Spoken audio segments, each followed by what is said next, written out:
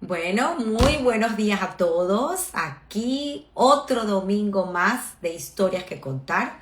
Como siempre, feliz y agradecida de poder compartir con ustedes estas historias que a mí en lo particular me llenan el alma, me inspiran y me encanta compartirlo con ustedes. Así que hoy tenemos un súper invitado. Estaba hablando con él fuera de cámara y le dije que yo creo que él me va a llevar a mí hoy en vez de yo a él. Así pasa, pero conocen y si no lo conocen a él, pues conocen a su querida madre, a quien adoro, a Ivonne, y a su querido padre, tan importante pues en la industria del medio, en Venevisión. Aquí tenemos a Jonathan. Jonathan, por Hola favor, saluda Tamara, a tu ¿me escuchas? audiencia. ¿Me escuchas bien?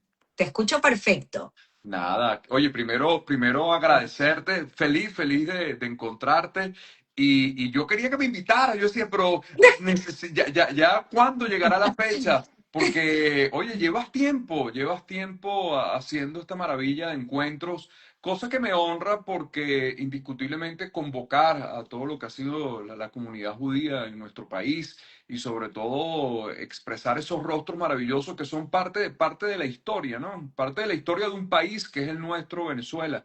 Y quizás yo he venido insistiendo que hay que devolverle el rostro al país que fue secuestrado hace mucho tiempo y poner las caras que han construido. Entonces, nada, me parece maravilloso todo lo que has hecho en relación a gente tan linda que construyó patria y que debemos siempre tomar una de las palabras más importantes de la vida que es honrar la historia. Así que Qué estoy muy feliz de bonito. estar contigo. Qué bonito, qué bonito. Y quiero también aprovechar para decir que tu querida madre, Ivonne, es uno de los programas más vistos. Es Sí, impresionante. ella es un hit, donde la Eh, ponen, ella hace un hit. Es un hit y además, bueno, carismática. Quería contar esta anécdota porque, bueno, no es secreto que hoy en día muchos usamos nuestro ChatGPT. Hay que ayudarse con la inteligencia artificial y la verdad Claro. que me ha ayudado en mis copies de Instagram fabuloso, obviamente corrigiéndolo.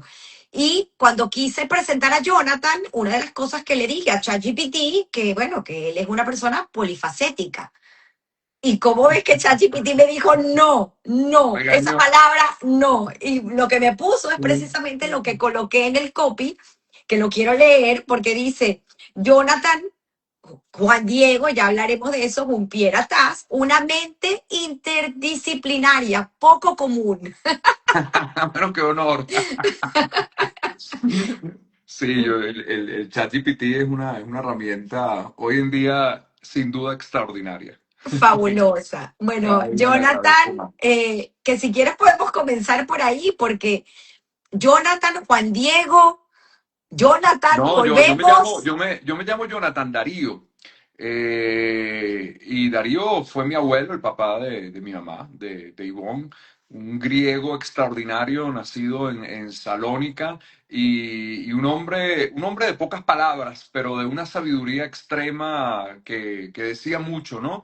Entonces nos pusieron el nombre, es más, te voy a hacer otra confesión más grande todavía. Yo tengo tres nombres porque mi papá le puso el nombre de él a todos mis hermanos. O sea, yo me llamo Jonathan Darío Valeriano.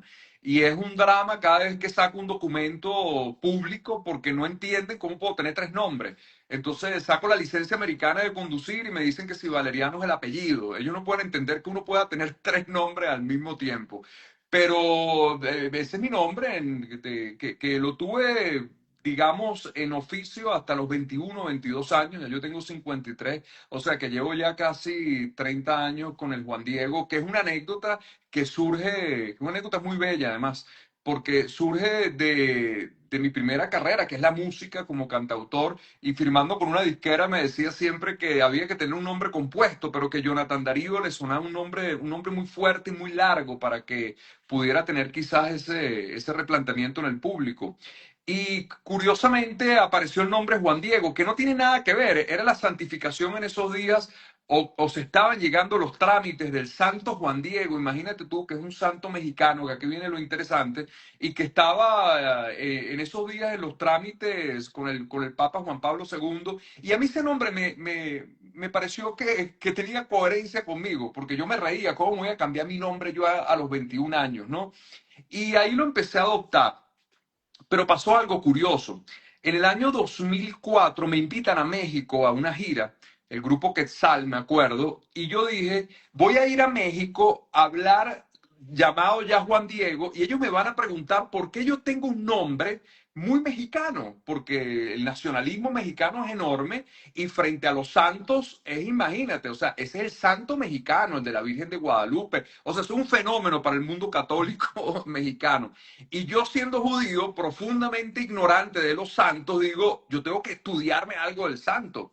Y le digo a una amiga, que además fue la maquilladora de mi mamá en Venevisión durante muchísimos años, Luisa Marcano, que ella sabe toda la historia de los santos, y le digo, mira, vale, yo no creo en los santos, le digo yo, pero tú tienes que decirme quién es este Juan Diego. Y me da un libro.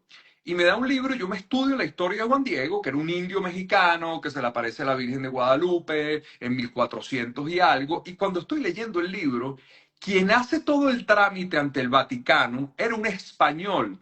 Y ese español se llamaba Valeriano Antonio. Y él Wow. llevaba 4 años con el nombre. Y yo decía, el único ser humano que se llama Valeriano es mi papá. Yo no conozco otro Valeriano en el mundo.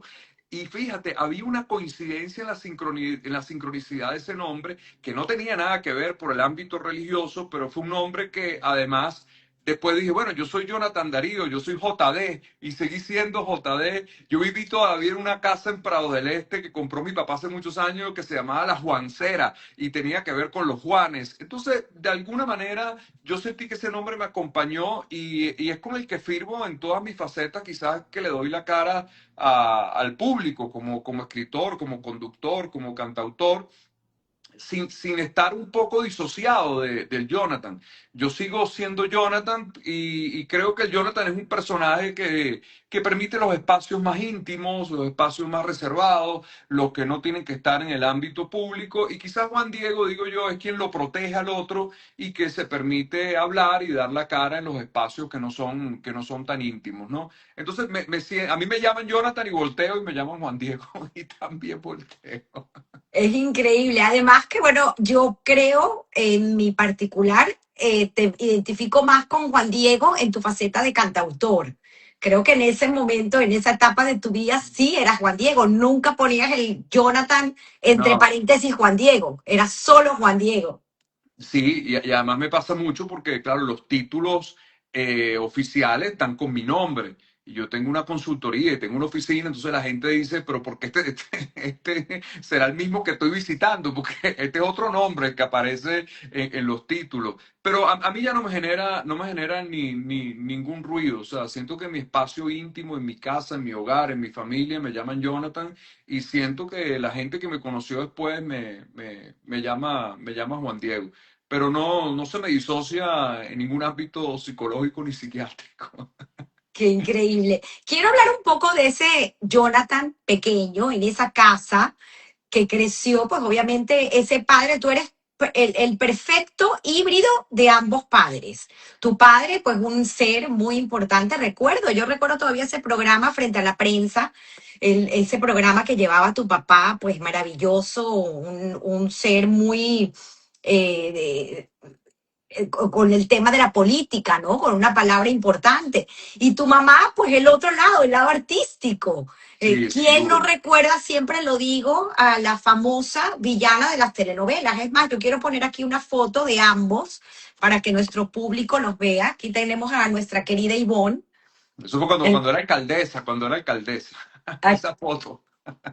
Y aquí tenemos, voy a buscar ahorita otra de cuando su etapa de las telenovelas. Y aquí tengo otra de tu padre, Valeriano, también increíble. Creo que fue justo cuando fue la firma del nuevo director de Venevisión. Aquí lo Sí, tenemos. habrá tenido 48 años, 49 años, sin duda, sin duda. Cuéntanos un poquito bueno, obviamente ellos se casan. Los invito, porque no quiero repetir esta historia, a ver la historia de Ivonne, porque también ahí hablamos un poco, que si quieres también nos lo puedes contar de la tía Alegra, Claro, claro. para retomar un poco esa historia, porque es historia que nos pertenece, y entrar un poco también en los orígenes de tu padre, de dónde viene él, cómo se conocen y ese hogar en el que tú naces.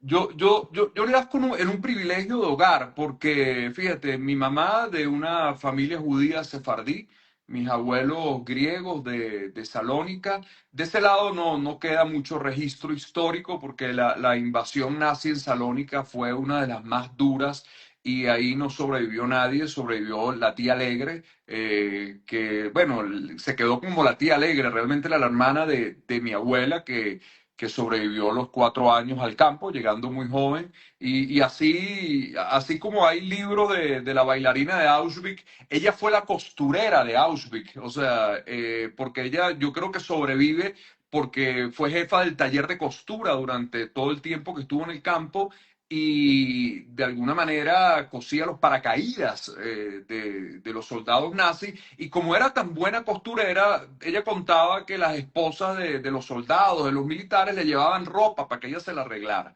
Y en ese tránsito logró sobrevivir, todos los demás murieron. Ella tiene una anécdota en un video que yo tengo, porque ella siempre fue una mujer muy viva, era una adolescente todavía, y ella logra que le traigan a sus hermanos la noche antes de que los iban a matar, y ella lo cuenta.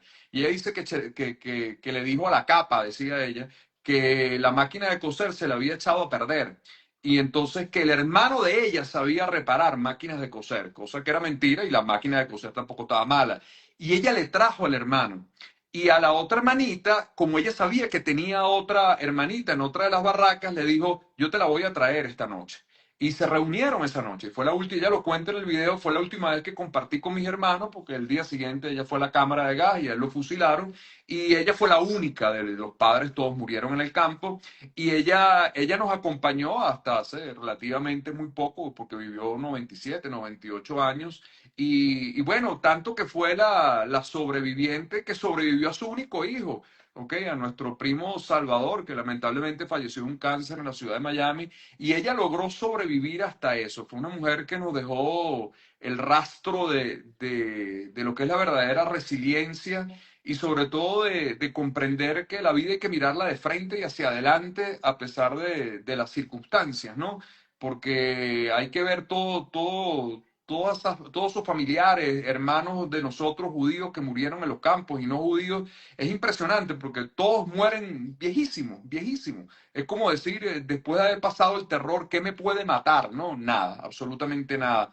Yo recuerdo a mi tía Alegre cuando cumplió 95 años, que la fui a visitar en Aventura. Le dije, bueno, tía, que cumpla 120. Le dije yo, no, no me desees eso, por favor, porque ya a esta altura es demasiado lo vivido. Se mueren ya bueno, porque la vida ya no tiene ningún sentido en algún momento. Entonces, ese Justamente ayer lado, salió en las noticias hablando de eso una persona de 110 años en Miami, sobreviviente del Holocausto. 110 años, lo que tú vive dices. mucho, vive mucho, vive Es mucho, un porque, algo de bueno, imagínate estudio, tú. saber qué los La mantiene. resiliencia, la resiliencia. Es un ámbito que se traduce también en el cuerpo, en lo biológico, y eso es un ejemplo extraordinario frente a un mundo que nos ha tocado vivir muy complejo. Estamos en una etapa de cambio histórico, paradigmática, que nos agarra a todos y que, como se dice en criollo, nadie sabe cómo se agarra el sartén en esto, porque es muy complejo lo que estamos viviendo.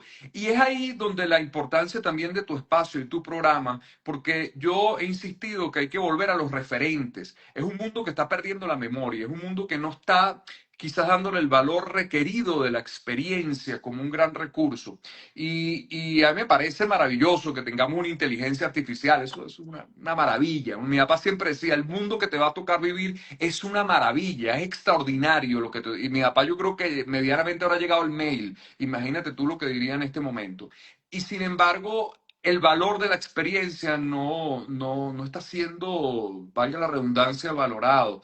Yo creo que hay que rescatar estas voces y hay que rescatar estas voces que aún están vivas, que son las que nos pueden enseñar los tránsitos importantes de la historia que nos permiten ahora cómo vamos a traducir este nuevo capítulo que enfrenta a la humanidad, que es un nuevo capítulo histórico de la humanidad que Totalmente. viene. Lo que pasa es que no lo hemos visto. Entonces, de esa familia materna, bueno, una familia judía, sefardí, con una abuela extraordinaria que todos conocimos, que fue mi abuela Pauline, una mujer de una sabiduría importantísima, importantísima, que nos dejó el legado de lo que significa la familia, una familia muy pequeña, y bueno, y a medida que el tiempo pasa somos menos por el orden natural de la existencia, vamos despidiéndonos.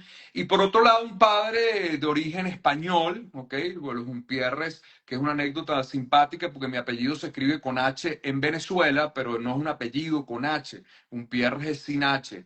Y la anécdota es que mi abuelo, cuando se estaba montando en el barco, inmigrando, saliendo de España, había mucha gente en el barco, mucha gente. Y entonces la U estaba al final y tenía que esperar como 4 barcos más. Y él dijo, un Pierres, pero con H. Y lo metieron con la H, que lo metieron con la H en la lista, y los Umpierres en Venezuela somos con H, pero cuando todos sacamos la nacionalidad española nos dimos cuenta que la H no existía, que Umpierres era sin H, que es un apellido que viene de Francia, un Pierre, y después pasó a España y después llegaron a Venezuela y otros países de Latinoamérica. Pero tú lo defines muy bien porque yo sí creo que soy una mezcla de ambos, ¿ok? Tengo mucho de mi papá y tengo mucho de mi papá, curiosamente, inconscientemente quizás, en un recorrido que yo nunca busqué, porque yo nunca busqué estar en una entrevista, esa no era mi vocación, yo soy abogado, mi primera carrera es el derecho. Y poco a poco la vida me fue llevando a lo que hoy es un espacio que disfruto mucho, mucho, que son las grandes conversaciones que hago con grandes maestros que siento al lado de los programas. Y eso creo que se lo debo a mi papá, que siempre fue un hombre mediador, fíjate. Y aquí pasó algo curioso, cuando yo quise reconstruir la historia de mi papá, siendo 42 años director de un canal de televisión como Venevisión, 35 años en un programa como Frente a la Prensa, todos los jueves en la noche, un tipo que entrevistó hasta Kennedy. Y cuando yo quise reconstruir la historia de mi papá, yo no pude reconstruir la historia de mi papá. O sea, es un país que tiene tan poca memoria histórica que ni siquiera honraron los programas, o sea, no había ni dónde buscar. Y contraté a una amiga mía, periodista, Mayoyana Humada, y le dije, hazme la investigación, porque tú eres una periodista de investigación. Y me dijo una frase que, oye, que a mí me marcó mucho y que a veces me angustia, ¿no? Me dijo, es difícil reconstruir la historia de tu papá porque tu papá nunca fue un tipo polémico, tu papá fue siempre un mediador. Y los mediadores pasan desapercibidos porque la gente lo que le gusta es el ruido, la gente lo que le gusta es meter el dedo en, ¿sabes?, en la llaga. Y mi papá, yo creo que el gran trabajo que tuvo en Venevisión es que sabía que el Grupo Cisnero tenía un hombre que se podía sentar con todo el mundo. Los comunistas se sentaban con mi papá, los militares se sentaban con mi papá, los presidentes se sentaban con mi papá. Cuando había un problema con Caldera, con algunos presidentes llamaban a mi papá a mediar, porque él siempre fue un gran negociador. Y mi trabajo actual es negociar. Yo tengo una consultoría psicojurídica muy grande y lo que me paso es negociando con las miserias humanas que hablan de nuestras heridas, y lo que busco entonces es que la gente logre poder, ¿sabes?, bajar un poco las diferencias para llegar a un centro. Y yo creo que eso me lo dio mi padre, ¿no? O sea, yo digo que los programas que yo hago, que yo no entrevisto, yo hago conversaciones con grandes amigos, yo lo que busco es que ese personaje se sienta cómodo, porque ese es el que tiene que lucirse. O Es sea, yo así. siempre digo, ese es ¿para qué lo invito? Yo tengo mis editoriales, como digo yo, donde mis 20 minutos de ego juegan, pero cuando yo invito a alguien, ese es el personaje. Y déjame decirte que han sido mis grandes maestros, porque esa gente hay que escucharla. Yo a veces me provoca en el programa o sacar el teléfono o escribir lo que me dicen, porque esos son los personajes que hay que rescatar. Y por otro lado, tengo el ímpetu de mi madre, que es una mujer que tiene un coraje y una valentía imparable, que viene del mundo artístico también, que es parte de mi vida, porque yo sigo escribiendo canciones, yo sigo haciendo teatro, y eso viene de ese lado, pero también viene el lado político de ella, que durante muchos años definitivamente tuvo un puesto dentro del liderazgo femenino en Venezuela importante, desde ser viceministro, desde ser concejal, desde ser alcaldesa muchos años, y todavía sigue siendo un referente de esa política lamentablemente ensuciada por estos nuevos acontecimientos. Entonces yo creo que ese híbrido me fue llevando, o me sigue llevando, mejor dicho, a donde estoy hoy. Eso de lo multifacético a mí me causa risa porque a uno le cuesta definirse, porque pareciera que uno hace muchas cosas. Y yo creo que yo he sido un gran curioso en mi vida. Si algún don tengo, que no tengo ningún don, es la curiosidad. Entonces, dentro de esa curiosidad, yo he sido un gran investigador de todo. de todo. Entonces me dice, cuando tú conversas con los médicos, sabes de medicina, cuando conversas de psicología, sabes de psicología, porque yo soy un curioso. Y en esa curiosidad he sido un gran estudioso, que es lo que me permite entender que, bueno, que puedo moverme quizás en varios escenarios, pero en el fondo siempre estoy hablando de lo que es mi pasión, de lo que mi corazón me dice, que es el ámbito del desarrollo humano. Es comprender a esto maravilloso que es un cerebro, que es una psique y que nos permite transitar sobre el milagro de la vida, que a pesar de la complejidad sigue siendo extraordinaria, y conocer a fondo el ser humano. Y conocer a fondo el ser humano es conocerme a fondo a mí. Y tú me preguntabas que, bueno, que por qué yo insisto tanto en la pregunta existencial de quién soy ¿Quién yo. soy yo? Bueno, es que esa es la base, esa es la base, es la base de la estructura del conocimiento.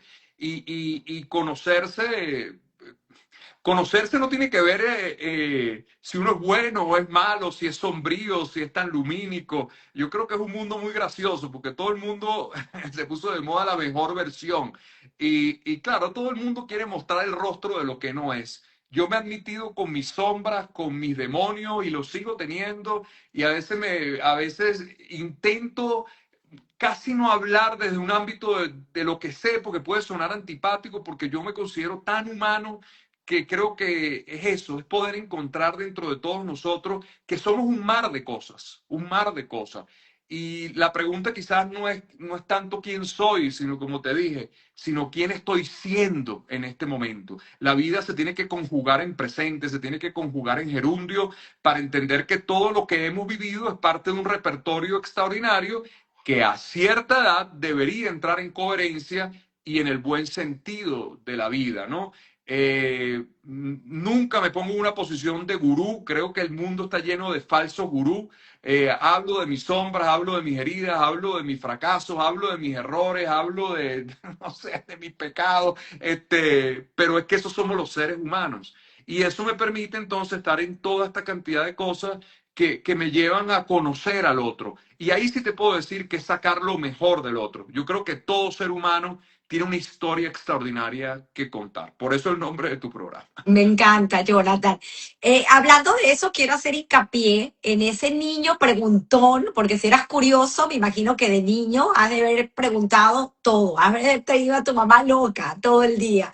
¿Cómo era ese niño? Estudiaste en el Emil Friedman, entonces yo entiendo que sí, es tu primera carrera es abogado, pero pues tu primer acercamiento fue a la música, tocas piano. Cuéntame Estudié un en el poco de Friedman. esa etapa de ese niño preguntón.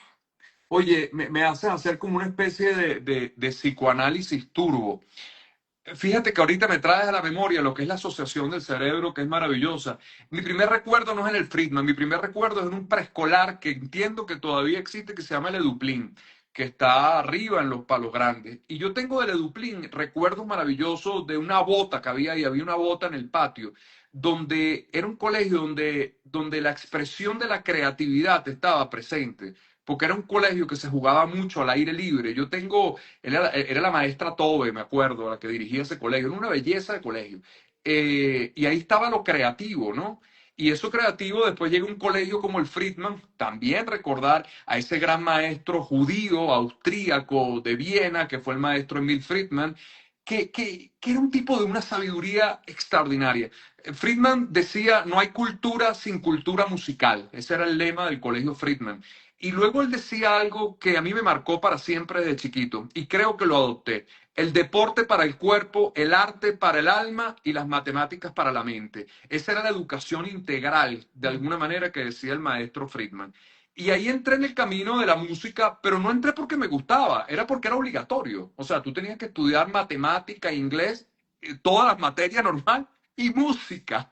Y eso se lo agradezco al maestro Friedman extraordinariamente. Mi primer instrumento fue el violín, instrumento que detesté, porque tenía un profesor alemán, mira, todavía me acuerdo, yo tenía 8 años, que se llamaba John Lee, el tipo, que era literalmente un soldado que era terrible, era terrible. Y yo creo que me marcó y odié el violín. Pero acá hay una anécdota que poco cuento yo. A medida que fue creciendo la música mía obligatoriamente, yo me encontré un gran amigo que hoy es un músico muy famoso en Nueva York, que se llama Gonzalo.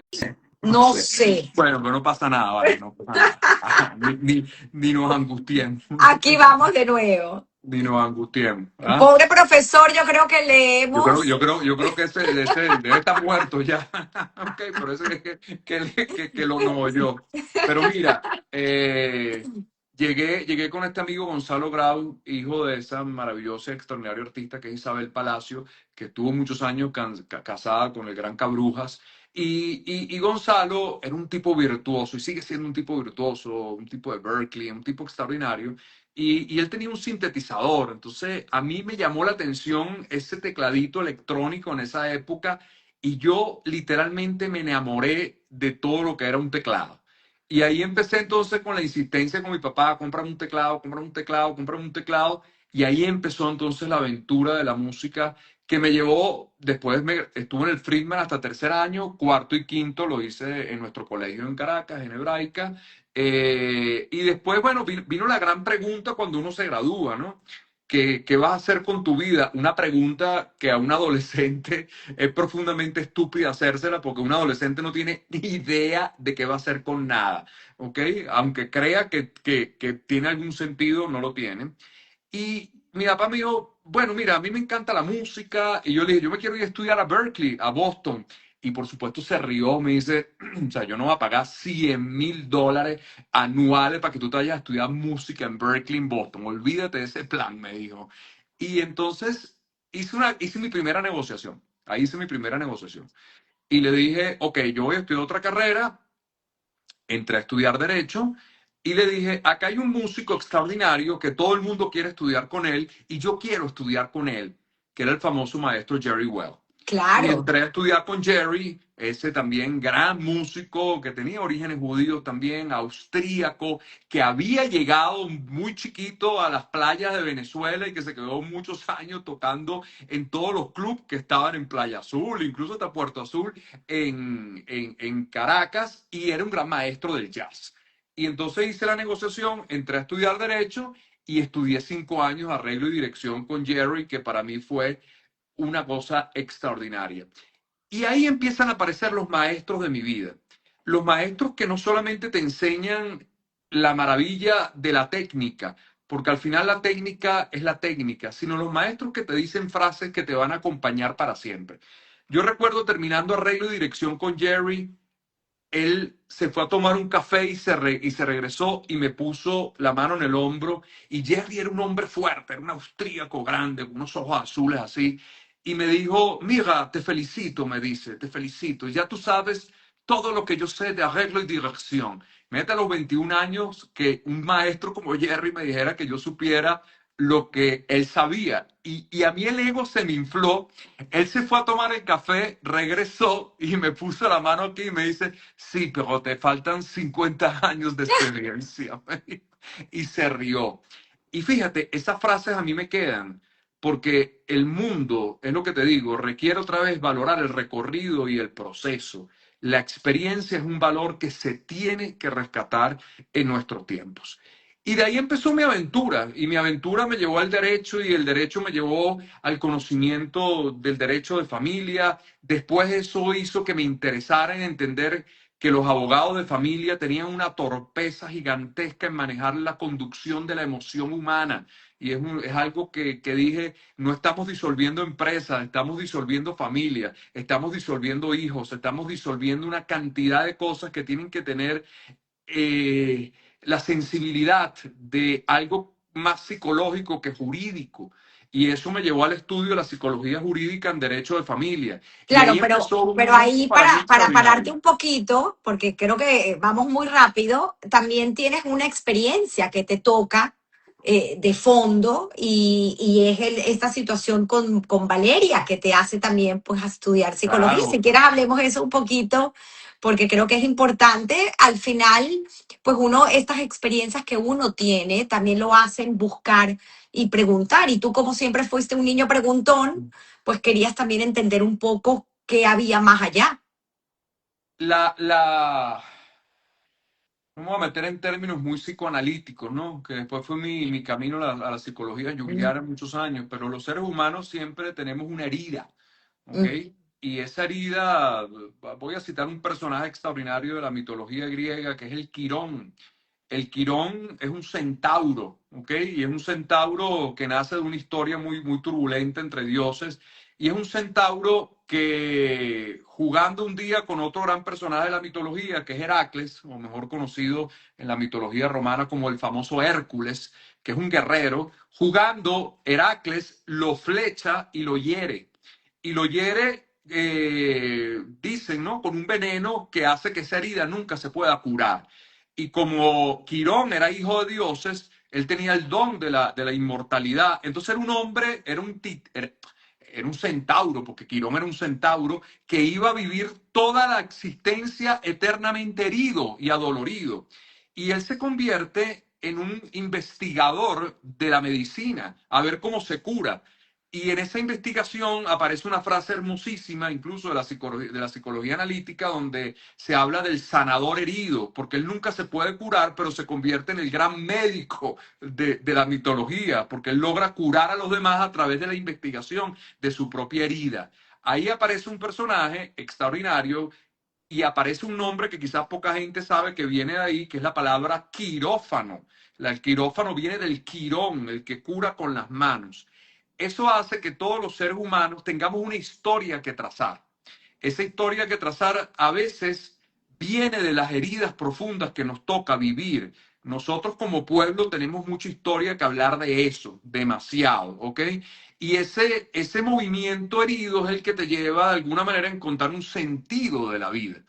A mí me tocó una situación muy compleja de divorcios muy complejos, muy difíciles. De hecho, mi tercer libro se llama El divorcio, un acto de amor, que es precisamente ayudar a la gente, no porque yo sea pro divorcio, pero creo que el divorcio muchas veces es una herramienta quirúrgica necesaria para salvar vidas y a veces la torpeza, las heridas toman las riendas del camino. Y cuando las heridas abiertas toman las riendas del camino, y es un mensaje que le digo a todos los seres humanos, las heridas no son negociadoras, las heridas muerden, muerden. Porque cuando un ser humano está herido, solamente ataca, ¿ok?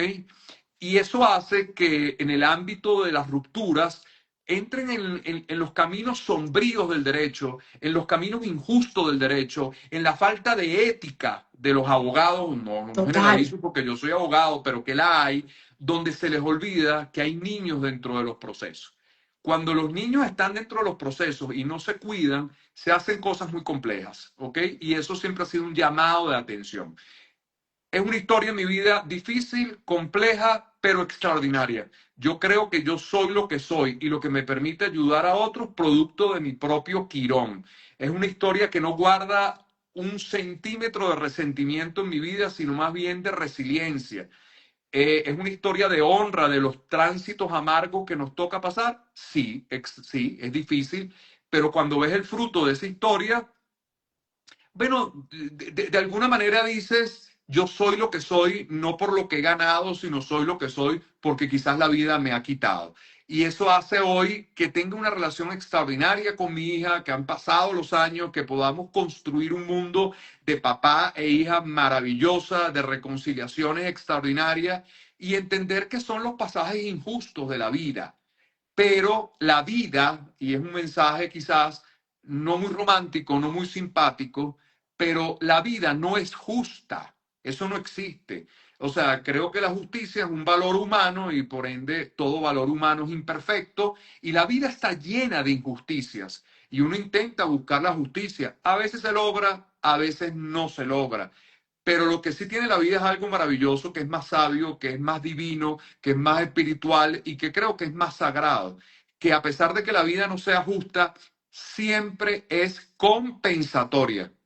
Siempre. Mira qué soberbio puede sonar esta palabra. La vida siempre compensa, porque el eje de la propia naturaleza, que para mí es donde se marca la existencia divina, para mí la comprobación de Dios no necesita más nada sino que ver cómo funciona la naturaleza, es siempre compensatoria. Hay cosas que se van y cosas que vienen. Hay cosas que la vida quita, pero también hay cosas que la vida da en otras formas. Y cuando uno aprende a encontrar el balance de todo eso, uno no se queda en la angustia ni en el resentimiento de lo que pasó, sino uno se queda en la oportunidad, bueno, que la vida tiene lo que no tendría que pasar y pasa. Curiosamente, cuando la gente me pregunta de qué vives tú, aparte de las entrevistas, aparte de la televisión, yo vivo de otra cosa que son las injusticias de la vida. O sea, mire qué curioso, el sueldo a mí me lo paga la injusticia de la vida, porque la gente que se puede sentar en un sofá a conversar conmigo viene a contarme las cosas que nunca tendrían que haber pasado y pasan. Y con esas cosas que pasan, hay que buscar la oportunidad de darle una nueva lectura, una nueva resignificación y aprender a cargar también con lo que nos toca. Porque hay cosas Lo, que nos tocan. lo que Y yo llamamos no, sanar, ¿no? sí, sí, bueno, y hay cosas que se sanan y hay cosas con las que se aprenden a vivir, ¿ok? El término sanar se ha puesto muy de moda porque hay una abundancia de cosas hablando por ahí, algunas un poco alocadas, pero bueno, ese es otro tema. Pero yo creo que hay cosas que también la gente aprende a cargar con ellas y aprende a vivir con ellas y eso no me hace estar en conflicto ni estar bravo con la vida. Sí, hay cosas que se sanan. Hablamos de mi tía Alegre. Yo sí creo que fue una mujer que sanó eso. Ahora, esa cuota de dolor de haber perdido una familia en un campo de concentración siempre tiene que estar presente, porque eso también en el campo de nosotros también nos ha sostenido como pueblo. Fíjate, a mí mucha gente me dice que hasta dónde le vamos a dar cuerda a nosotros el holocausto, que hasta dónde vamos a seguir hablando nosotros de esa película, que ya está, pues que pasemos la página. Oye, nosotros cometemos grandes errores cuando hacemos o intentamos hacer borrones históricos de lo que ha sucedido, ¿no? No, las cuotas históricas tienen que permanecer y tienen que permanecer como mecanismo de vacunación para que esas cosas no vuelvan a pasar. Y sin embargo, cuando nosotros entramos dentro del olvido, fíjate, es curioso, un mundo que sigue siendo antisemita, un mundo que habla como si eso nunca hubiera pasado, y eso nos obliga a nosotros a hacer un recordatorio continuo de nuestra propia historia, no del ánimo de la venganza, porque el pueblo judío nunca ha sido un pueblo vengador, pero ha sido un pueblo que también que nos tiene que enseñar la resiliencia en función de recordar los momentos históricos. Y eso se lo invito yo a hacer a las personas. Es un mundo que trata de pasar páginas sin leerlas. Es un mundo que trata de arrancar las páginas del libro. Y esa es la cuota que nos está pasando a la historia ahorita. El cerebro, que ha sido una de las cosas más bellas que he podido estudiar últimamente. Acabo de terminar un posgrado en neurociencia que me ha tenido literalmente enamorado, enamorado de la divinidad de esta máquina extraordinaria. El cerebro tiene un recurso maravilloso, que es la memoria. Por eso tiene memoria, para recordar. Y cuando entonces uno recuerda, oye, tiene la capacidad de saber qué hace con ese recuerdo. Los seres humanos estamos todos llamados a transitar los caminos oscuros y los misterios de la pérdida de la vida. Nadie sale virgen, Tamara. Nadie sale virgen. Todos perderemos un amor, todos perderemos un ser querido, todos perderemos algo de nuestro patrimonio en algún momento. Y sin embargo, a pesar de eso, la vida es más grande que lo que se lleva. Siempre es más grande y milagrosa la vida. Es Entonces sí, así. eso me llevó a la psicología jurídica y ahí empezó un camino maravilloso. Y ahí vienen otros maestros que te sigo citando. A los 31, 32 años, que es una edad muy difícil, porque es una edad donde la adultez empieza a aparecer de alguna forma, yo recuerdo que encuentro un gran amigo, un gran hermano hasta el día de hoy, que es Carlos Fraga, con quien tengo una amistad de muchísimos años, con que hemos sido socios muchos años, y entrenábamos juntos en un gimnasio en el Iron People, me recuerdo ahí en Loma del Mirador, en Caracas. Y yo venía con una carrera que venía empujando, que estaba en mis cuotas de ego de un adolescente tardío. Bueno, ya no tardío, porque dice Harvard que los adolescentes, los varones, llegamos hasta los 46 años, o sea que yo llevo 7 años de adultez. O sea, según los nuevos estudios, somos muy adolescentes. Y me dijo, tú estás en una etapa importante de tu vida, pero tú eres como el tipo que está en la cuerda floja, en el circo, y no sabe que una pierna se le está yendo de la cuerda y se va a caer. Y a mí me pareció un comentario tan pesado, porque es así como decimos en criollo, bueno, pero ¿quién le dio vela en este entierro a este amigo? Y fíjate, en los 32, 33 años viene el gran quiebre de mi vida. El gran quiebre de mi vida viene la enfermedad de mi papá, viene la despedida de mi papá, empieza el proceso de mi divorcio, empieza la ruptura, empieza una cantidad de cosas que me empiezan a decir que la vida no es juego de niños, que la vida tiene una cuota profundamente seria. Y ahí caigo yo como paciente en el análisis junguiano, que me ha acompañado 19 años ya. Y entro yo en la investigación como paciente y después en la formación analítica que me lleva a conocer la profundidad.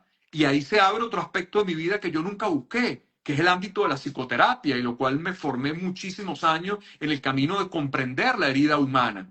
Y ahí empieza el camino a lo que yo me dedico. Yo no tengo área clínica, pero sí creo que conocernos y encontrar nuestras propias heridas nos lleva a la gran oportunidad de preguntarnos quiénes somos, y eso nos va a llevar a la segunda pregunta: ¿a dónde vamos? Ese yo tiene que ir ¿a dónde voy yo? Usualmente, como tú dices, cuando uno ha hecho el trabajo del autoconocimiento, quien guía la vida es el quirón, quien guía la vida es el sanador herido, quien guía la vida es ese personaje que a través de su propia discapacidad, concepto que no nos gusta porque creemos que las discapacidades son físicas, las discapacidades físicas son las que se ven, pero todos tenemos un gran discapacitado adentro, que es el que nos ayuda. Y yo he venido insistiendo en eso. Mientras menos heroicos, mientras más abracemos la parte más humana, más vulnerable, ahí empiezan las salidas de la vida y empiezan los procesos de verdadera transformación.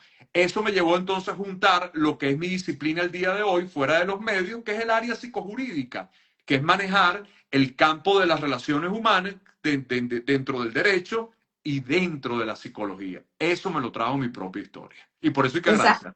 esa pelea constante con el ego es algo que siempre digo, ¿no? Es así. Sí, Pero Jonathan, volviendo atrás, porque es lo que digo, yo siempre en mis programas lo que me interesa muchísimo y que el público conozca es esta persona que hoy en día está aquí enfrente de la cámara con el que podemos sostener una conversación filosófica eterna, porque es qué lindo. inagotable.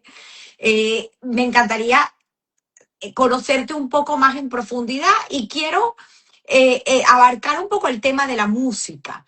Tú empezaste con, tú te gradúas de Derecho, pasa todo eso que cuentas, me recuerdo inclusive en los eventos con Carlos Fraga, porque trabajaste con él Las Mercedes, si no me equivoco, Claro, y tenías luego hicimos una gira maravillosa durante una, 2 años que se llamaba Yo lo canto y él lo yo cuenta, lo que es cuento una y él lo cuenta, que la experiencia trajiste a bellísima. Miami. Sí, después la hice yo sola y tuve la oportunidad de hacerla para mi promoción año 90 ahí en el Flamingo, y oye, fue una belleza porque me Fue sentí como espectacular. Ricky Martin, ¿no? La sala llena y todo. Pero qué maravilla, sí, sí. Y fue Pero quiero que reencontrarme me con mis hables un grandes poco de amigos. estos dos discos y tendremos una historia que esa canción, pues obviamente yo conozco la historia, fue la que puse cuando hice el anuncio de tu programa de fondo y luego Trazos del Alma, esa faceta tuya de cantautor. Bueno, escribir. Escribir para mí ha sido un oficio siempre. Y creo que es una cosa que honro y agradezco siempre, porque escribir canciones también es un evento profundamente terapéutico, porque uno siempre escribe de uno siempre habla de uno, aunque uno diga que habla del otro, uno siempre está hablando de uno. Entonces, ese disco, y tendremos una historia, fue un disco todavía inocente de alguna manera, porque la pluma se va madurando a medida que el trabajo se está Pero haciendo, ¿no? ¿cómo fue? O sea, ¿tú te sentaste un día y dijiste quiero hacer un disco o empezaste a escribir y dijiste luego qué hago con estas No, letras? yo ¿Cómo siempre fue? escribo. Tú sabes que qué buena pregunta esa. Porque usualmente los que tenemos, no sé, posibilidad creativa, siempre nos preguntan si hay que esperar a las musas, si hay que estar, no sé, en un orden donde la creatividad tiene que llegar en algún momento dado.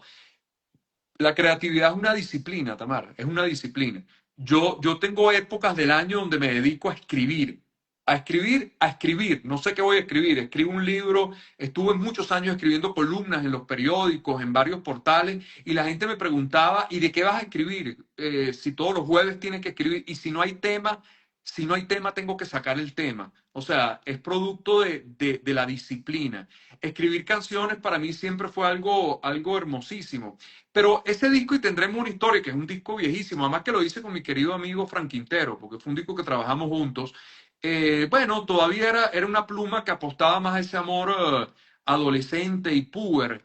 Pero a medida que fui pasando el tiempo, claro, también la historia va generando y te va marcando y trazando. Y también los eventos empiezan a transformarse. Y cuando escribo Trazos del Alma, que es un disco que me agarra a los 33, 34 años, es un disco sembrado de mucho dolor, pero que sin duda marcaba los trazos del alma, ¿no? Y es un disco que habla más de la ruptura, habla más de la pérdida y habla más del compromiso de los temas que tienen que ver con el amor no romántico, sino el verdadero concepto de lo que es el amor de una manera mucho más amplia. Y ahí aparece un tema que es el que tú pusiste de fondo, que se llama Pequeños Pasos, que es una historia bellísima porque es la historia de los suegros de mi hermano.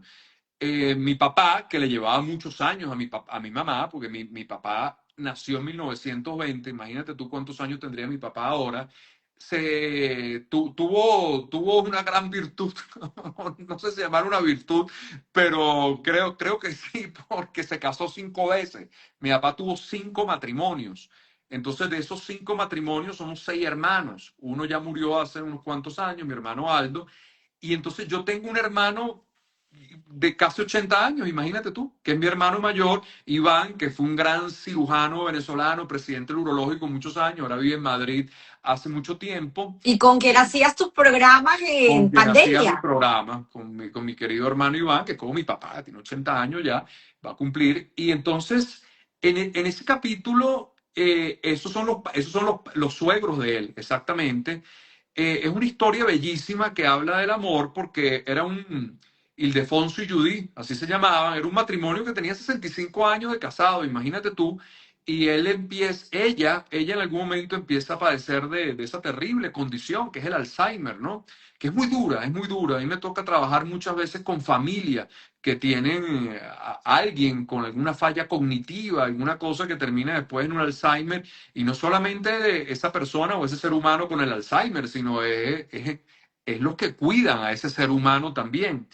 Y es una historia muy bella porque él cuando cumplió 50 años de matrimonio, ¿ok? Hizo una gran fiesta en un hotel en Caracas.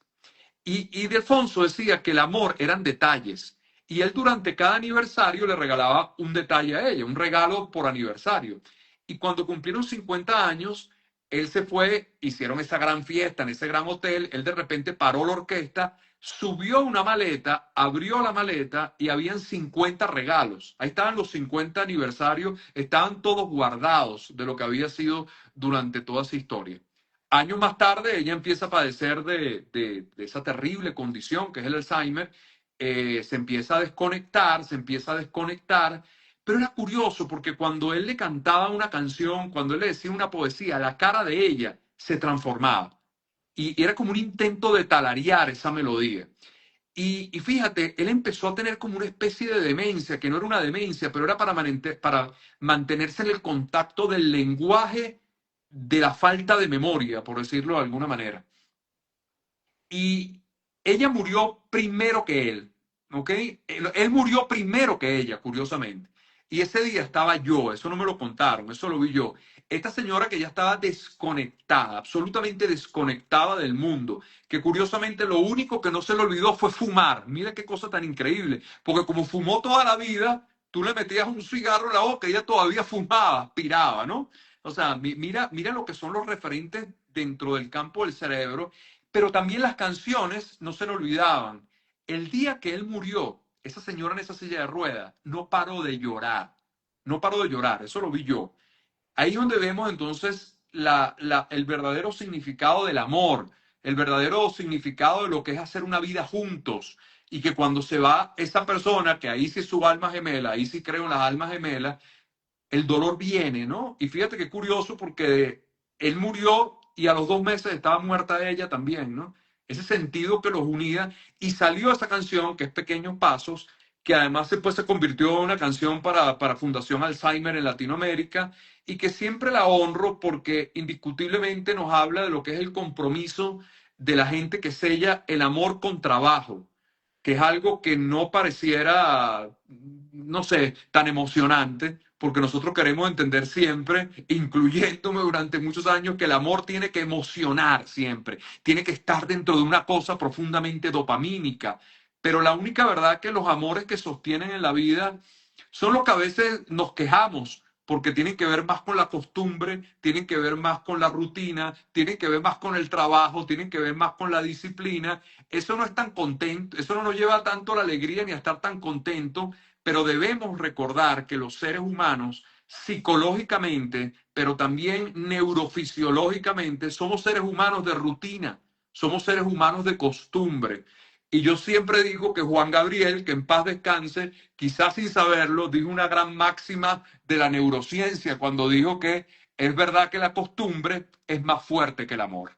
Indiscutiblemente, la costumbre es lo que sostiene el vínculo y ojalá sea una buena costumbre, porque también las malas costumbres sostienen, lamentablemente, pero cuando las buenas costumbres, como la de este matrimonio, nos dan un buen ejemplo, ¿no? De lo que es el camino de esas verdaderas almas gemelas, no las idioteces que se hablan por ahí, de que todo el mundo está buscando un alma gemela como una especie de, no sé, de prótesis, porque si no tengo a alguien que sea mi otra mitad, siento que la vida no tiene sentido. Eso habla de otros factores psicológicos mucho más oscuros y profundos, sino el camino del trabajo. Y yo creo que esa canción, hasta el día de hoy, cuando hago espectáculos, siempre es un tema obligado porque es honrar la memoria, como te digo, de estos dos viejitos extraordinarios que nos enseñaron entonces que el amor tenía otro lenguaje, que el amor tenía otro sentido y que ahí sí puede ser, como dicen, hasta que la muerte nos separe.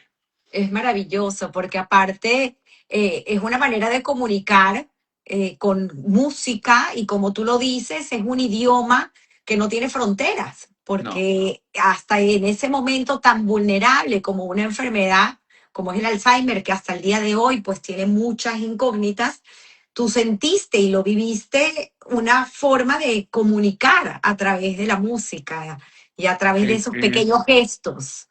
es Es complejo hermoso. porque la vulnerabilidad humana es el centro donde quizás aparecen los eventos más creativos, ¿ok? Cuando nos admitimos como humanos y tocas un tema profundo que a mí me toca vivir con la gente que me visita en mi área de la consultoría, que es la enfermedad. Y es duro porque la enfermedad nos recuerda lo vulnerable que somos. La enfermedad nos recuerda que no hay garantías en la vida, la enfermedad nos recuerda que el hilo de la existencia es muy delgadito, ¿no? Y quizás eso nos permite honrar más la vida cuando Dios da salud y ser un poco más amables con la vida, porque realmente lo que hemos padecido y lo que hemos tenido gente cercana con una enfermedad, oye, la vida cambia porque nos hacemos, ojalá, nos hacemos muy humildes, ¿no? Y nos hacemos muy humildes porque a veces entendemos que no todo está en nuestras manos. Y por eso uno tiene que ser agradecido cuando los problemas de nuestra vida están en nuestras manos. A veces llega gente con un diagnóstico, a veces llega gente con algo tan difícil que tú dices, bueno, los que somos creyentes decimos, estará en manos de Dios, uno acompaña. Y es muy duro porque a mí me ha pasado mucho que es la gente que tú sabes que un día no te va a venir a visitar más. Y es la llamada que nunca llega cuando ya no piden la siguiente cita y tú dices, ya van 2 semanas que no pide cita y uno tampoco se atreve a hacer esa llamada, ¿no? Y cuando llama ya esa persona partió y uno ha transitado y acompañado el dolor de lo que es una enfermedad, y eso nos tiene que hacer más humildes, mucho más humildes, que yo creo que es uno de los grandes gestos que tiene que volver la humanidad, ¿no? Sentirse eso, sentirse más humano frente a tanta soberbia. Yo creo que una de las cosas terribles de la vida es cuando la soberbia nos secuestra, ese ego inflacionario nos toma la vida y déjame decirte que nadie sale ileso de la vida, ni con ego grande, ni con ego pequeño. La vida es extraordinaria, pero es profundamente frágil. Lo vivimos en la pandemia, que Total. lamentablemente ya se nos olvidó, porque este es un mundo que olvida rápido, pero 3 goticas de saliva nos metieron para adentro. No hizo falta ni la guerra ni una bomba atómica. 3 goticas de saliva nos puso la muerte enfrente. ¿Y cuánta gente nos perdió familiares dentro de la pandemia? Y se perdieron muchas cosas también dentro de la pandemia.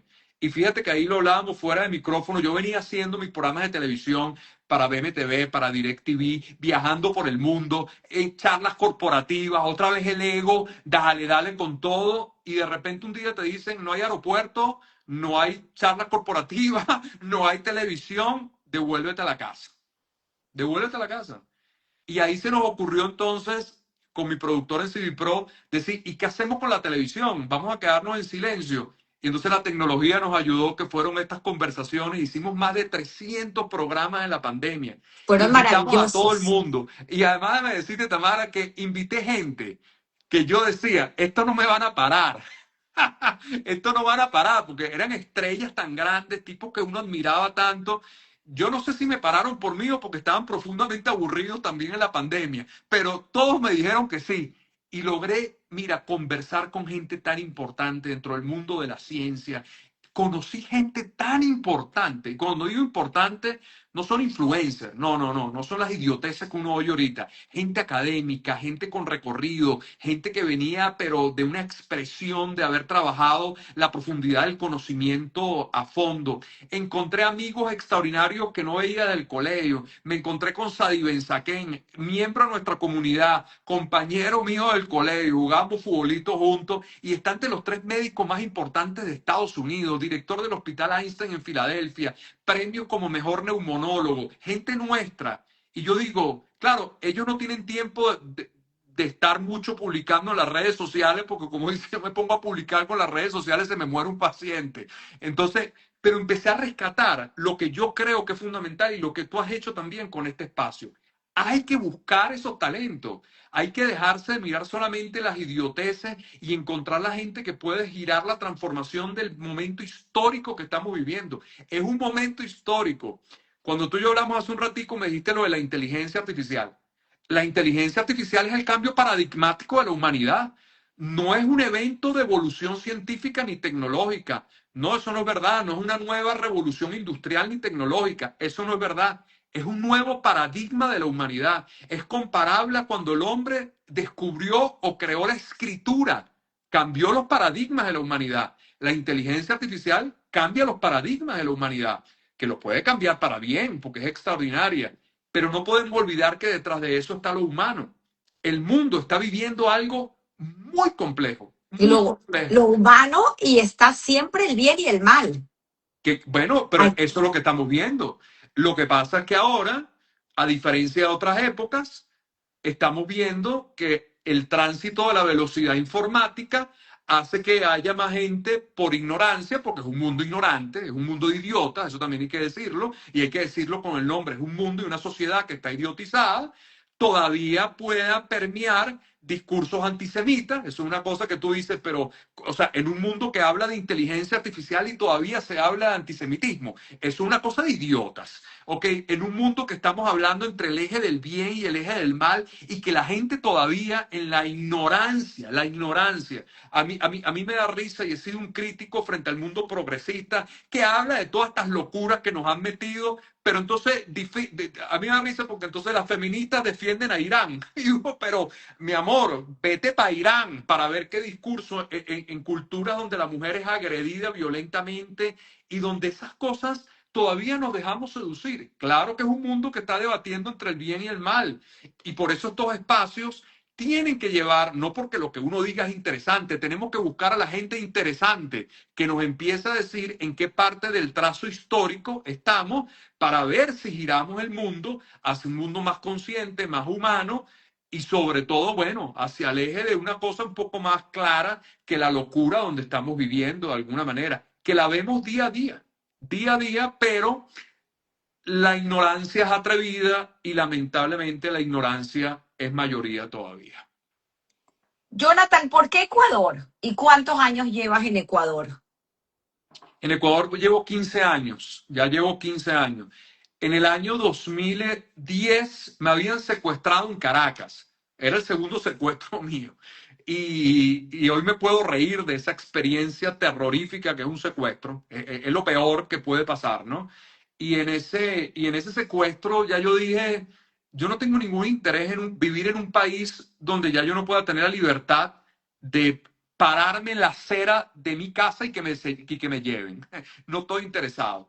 Y ya yo conocía mucho Ecuador por un artista muy importante que se llama Juan Fernando Velasco, que es un gran cantautor de acá, y él me había traído a Ecuador una vez. Y a mí Ecuador me sedujo porque era una ciudad bonita, venía en un crecimiento importante, era una Caracas pequeña, la gente era muy amable y yo sentía que este país es un pálpito. Yo creo mucho en los pálpitos. Yo cuando llegué aquí, yo dije, oye, aquí me van a parar. me van a parar. Llegué a unas situaciones muy complejas, venía el divorcio, venía una situación difícil, o sea, venía con una compañera de vida también apostando que íbamos a abrir un país acá. Y bueno, fui tocando puertas y curiosamente me pararon. No sé si para bien o para mal, pero me pararon. Y fue increíble porque empecé a hacer radio, empecé a hacer televisión, en 2 años empecé a abrir un espectro que me empezó a llevar a lo que soy hoy. Y yo a este país no puedo decirle sino gracias. Gracias porque me permitió el ejercicio de mi sueño, me permitió prepararme, me permitió hacer masterado, me ¿Cómo permitió funcionó crecer. con tu carrera? ¿Tuviste que revalidar o tuviste que En hacer el derecho alguna? sí, en el derecho sí, pero en la parte de la psicología, como yo no hago clínica, me dedico a la orientación y ya al final armé un equipo extraordinario, oye, que me honra porque tengo psiquiatras, tengo psicólogos, somos un equipo de una consultoría. Luego me encontré en Ecuador un gran médico psiquiatra venezolano, el doctor Luis Arocha Mariño, que fue profesor de la Escuela de Psiquiatría años en la Universidad Central de Venezuela. Nos encontramos aquí, armamos un proyecto que se llama el CRH, Sistema Integrado de Restauración Humana, lo patentamos, empezamos a dar formaciones hace 16 años sobre el sistema. Hoy tengo formaciones avaladas por universidades en Miami, por Humboldt University. Luego me metí en la neurociencia. Entonces fue un país que me permitió danzar a Mm. lo que yo quería. Y es un país que me encanta, es una estación, viajo mucho porque el canal de televisión me ha llevado siempre a todos los países de Latinoamérica, en España, a buscar estos grandes personajes, pero siempre regreso a mi casa, a lo que es mi centro, a lo que es mi centro, y creo que es un país de una nobleza gigantesca. Lamentablemente vivimos etapas difíciles porque, bueno, el ámbito del narcotráfico también se ha colado acá y en ciertas regiones es difícil, pero llevo 15 años de agradecimiento y me parece que es un sitio que tengo que agradecer mucho, mucho, mucho, mucho. Y además un país que ha recibido una cantidad de inmigrantes venezolanos y que es un temazo también. Yo creo que el inmigrante venezolano bueno, el que salió con talento, con educación, ha llegado al país a ser país, a construir país y a entregar cosas maravillosas que se agradecen. ¿Ha salido la plaga? Sí, ha salido la plaga metastásica de la inmigración. Seguro que sí, que ha traído muchísimo daño porque es lo que te dije también cuando hablamos hace un ratico. Tenemos el deber, tú, yo y todos los que nos paramos frente a una cámara, de rescatar el rostro de la verdadera Venezuela.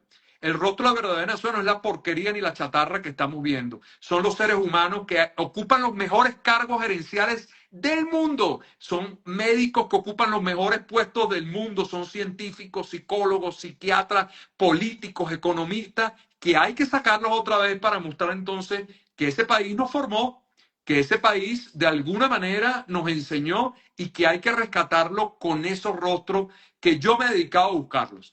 Yo, mira, si tú ves todos los programas, ahí está mi querida Rosana que me dice Detrás del Bisturí, que es un proyecto maravilloso que ya hablaremos, que es el Detrás de, que es el programa donde estoy ahorita.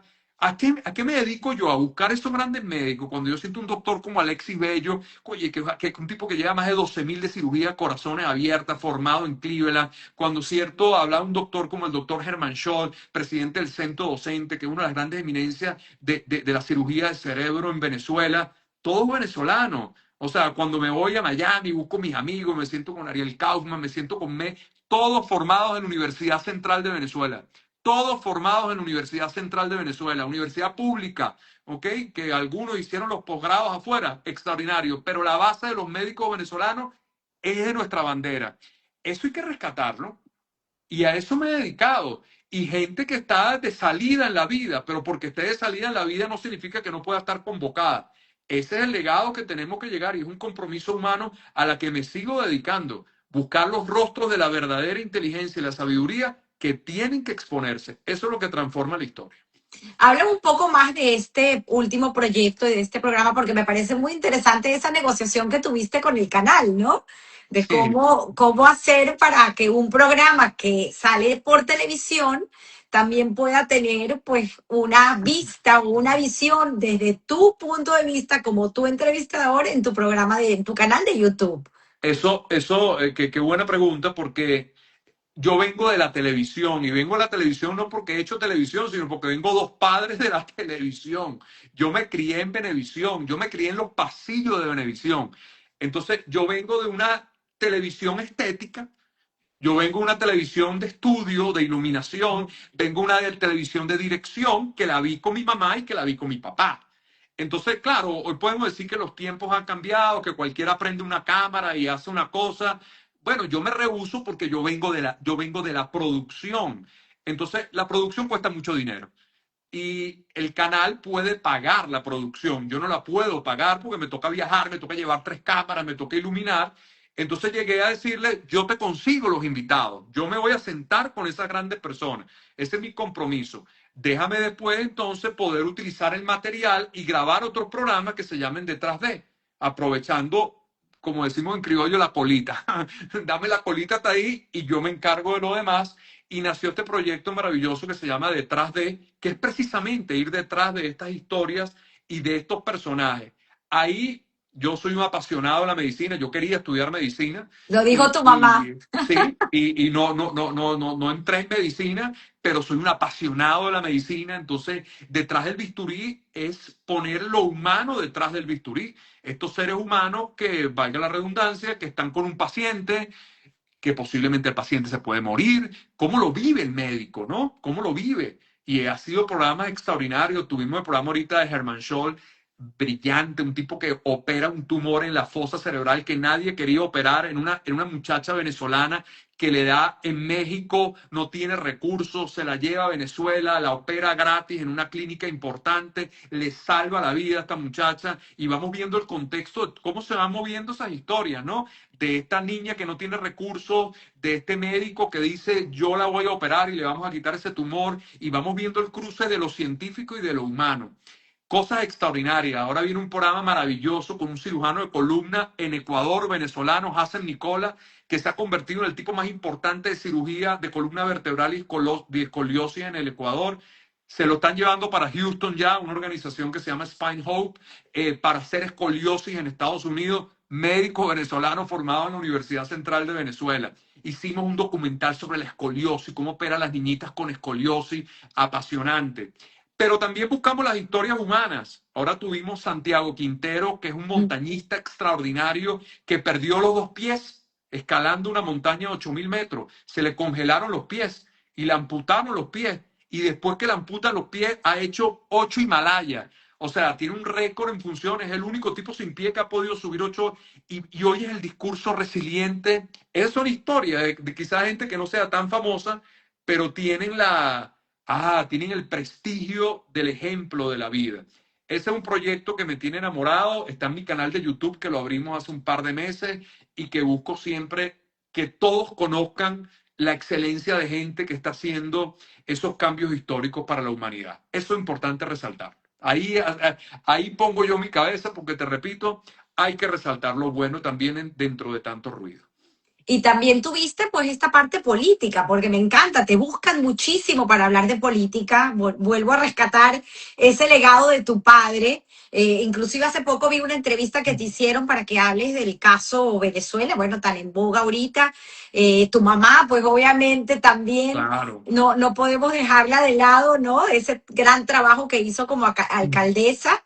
Y pues quiero saber un poco también ese lado humano. Mira, aquí tu mamá me quitó las palabras de la boca. Es el lado humano de estos políticos. Has tenido a Almagro, has tenido a María Pues Corina. Cuéntame un poco de cómo, valga la redundancia, rescatas ese lado humano de los políticos. sí, ha sido una experiencia porque el tema político, desde lo político me gusta, desde la basura mediática lo rechazo de una manera gigantesca. Y tengo un gran amigo que honro, amigo de mis padres, que es el doctor Asdrúbal Aguiar, que es un gran jurista, bueno, ministro de Relaciones Interiores, ministro de la Secretaría, un gran hombre de una cultura y de una capacidad del conocimiento del derecho, que dirige el grupo IDEA.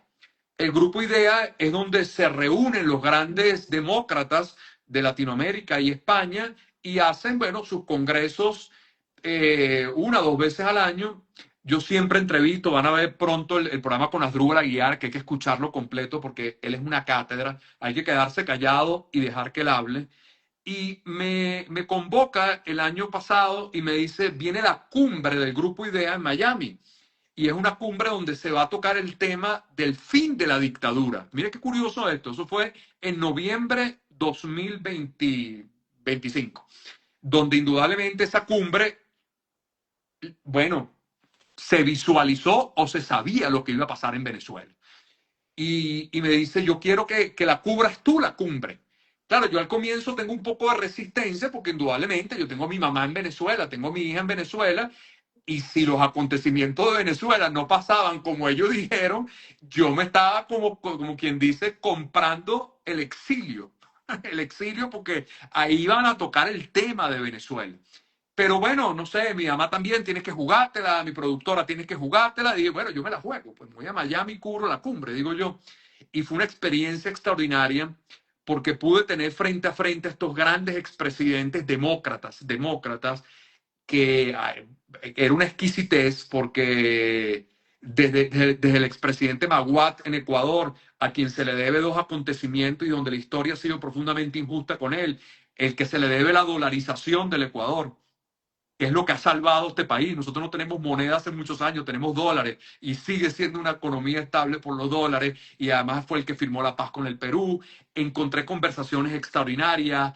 La oportunidad de estar frente a María Corina Machado, que la entrevistamos por Zoom en ese momento, por supuesto, pero tenerla cara a cara y ver el contexto humano de esa mujer, no preguntarle si los barcos iban a entrar o no iban a entrar, las típicas preguntas, sino ver el ámbito de lo que es vivir escondida, ¿ok? El efecto psicológico de dormir en una noche fría sin poder hablar con nadie, sin tocar a un ser humano, sacar esa expresión de ella, hablar de sus padres, hablar de la responsabilidad, del honor y la ética que se ha perdido en la política y que, como se lo dije a ella le sobran porque sin duda es una mujer de ética y ha tenido el compromiso y el valor de mojarse los pies. Donde la gente no se moja los pies, ella se los moja, cosa que ya es bastante. Y fue una conversación donde ella al final se le salen las lágrimas porque cuando hablo de su padre, ella dice, claro, yo tengo la vara muy alta con mi padre, ¿no? Y lo que hago, lo hago en función de la honra de lo que ha sido ese personaje. Es extraordinario. Haber tenido 1 hora y media, que va a ser un programa que va a salir ahora con Almagro, es extraordinario. Ese hombre que recordamos, más allá de las diferencias que podamos tener cuando estuvo en la Organización de Estados Americanos, pero Almagro es un personaje. Y yo se lo pregunté, le dije, tú no vas a pasar desapercibido, porque cuando uno ve físicamente a Almagro, uno lo reconoce. Mira, ahí va Almagro. Y fue una conversación tan extraordinaria por la humildad de este tipo, la humildad. O sea, creo que terminamos hablando de fútbol porque él jugó fútbol muchos años también y habló de todo eso. Y yo digo, aquí está el rostro de todos estos grandes expresidentes. Tuvo 1 hora y media con Pastrana. Hablamos del secuestro de Pastrana. Y además una cosa increíble porque él me dice, yo viví con la muerte enfrente durante el secuestro, porque mi secuestro no era un secuestro económico. Si mi secuestro era económico, yo sabía que me iban a rescatar, porque mi papá iba a pagar lo que mi cabeza costara. Pero era un secuestro político. Yo fui el primer secuestrado de Escobar, me dice. Era un secuestro político y mi papá, ni siquiera por un hijo, me dijo, iba a dar $1 frente a la honradez y la ética de un país, siendo el papá presidente. ¿Ok? Y en ese momento yo sabía que yo tenía la muerte enfrente porque por mí no iban a pagar el rescate. Tenía que jugármela también. O sea, la conducción de estos personajes humanos dentro de la política, oye, me pone en contexto de entender quién es el personaje que dirige las naciones, quién es el personaje que escribe la historia. Y ha sido una oportunidad también de eso, de ir detrás de lo humano, de ir detrás de qué mueve a estos grandes demócratas, bueno, que indiscutiblemente fueron el gran ensayo de democracia. Digo ensayo porque creo que fue un gran ensayo la democracia en Latinoamérica, no llegó a consolidarse, un gran ensayo, y que ahora debemos de rescatarlas y tenemos que escuchar a estos grandes demócratas para ver si salimos un poco de estos dirigentes muy poco preparados, que no llegan a un liderazgo firme, y apostar a la transformación de una Latinoamérica que otra vez tenga que tener el empuje y que pueda ser eje de lo que tú dijiste, que es el eje del bien. Si nosotros no ponemos parada firme a lo que está viviendo el planeta, el eje del mal nos va a llegar. nos va a llegar y el eje del mal estaba situado en Venezuela cuando tenemos una expansión islámica gigantesca que ha tomado el mundo, como lo dijo la Falachi hace más de 30 años, lo están dejando entrar, los están dejando entrar y hay una metástasis frente a eso, frente a una ortodoxia peligrosa, asesina, que hay que detener y que para los que andan hoy en día en la crítica estéril de lo que pasa en Venezuela o no pasa en Estérica o no pasa en Venezuela, yo les recomendaría un poco más de silencio, porque se está jugando la estructura de la humanidad, no de Venezuela. Es el eje del mal con el eje del bien. Y la historia tiende a repetirse cuando no se resuelve. Y cuando nosotros hablamos de un holocausto, no estamos hablando de 500 años atrás. Estamos que todavía quedan pocos sobrevivientes que son historia viva. O sea, esto es historia reciente. Nosotros tenemos que poner postura y ser menos tibios, porque es un mundo de tibios. A mí cuando me dicen, es que yo en ese tema soy neutral, digo, no, en esos temas no se No puede ser puedes. neutral, en esos temas hay que fijar posición, en esos temas hay que decir las cosas. A mí cuando me dicen, es que los artistas no deben de meterse en política, oye, eso es una cosa, pero de imbéciles, si el arte y la cultura es la expresión de la política de alguna forma también y debemos atrevernos a escribir cosas que nos pongan en relación al momento histórico que estamos viviendo. Lo que Entonces, pasa a es que ahí ver, vemos cosas como Bardem, que no quiero entrar en polémica, pero lo que ha hecho ha sido un insulto. un insulto, un insulto. Un insulto y sigue habiendo insultos por una razón, porque es un mundo, como te dije antes, de mucha ignorancia. Y donde la ignorancia esté presente y donde la idiotez esté presente, ahora tenemos un riesgo que cualquiera es comunicador, cualquiera es periodista, cualquiera saca y publica una cosa y la gente se lo cree. Y yo siempre les digo algo, ¿vale? Y eso lo he aprendido en mi trabajo de investigación con estos personajes. Por favor, antes de dar retuitear algo antes de mandárselo a un amigo, por favor, vaya a la fuente. No publique idioteces. Vaya a la fuente. ¿De dónde sacas la información? Hay que volver a rescatar eso porque si no, mira, lo que vamos es circulando una cantidad de cosas que dentro de la idiotez se hacen viral y tiene un mundo profundamente confundido. Frente a eso no hay posturas tibias, frente a eso un discurso claro y firme frente a lo que tenemos que apostar a la transformación de la humanidad. Si no, vendrán tipos, bueno, tiempos otra vez catastróficos como ha vivido la historia, bueno, y nos tocará vivirlos a nosotros. Esperemos que no.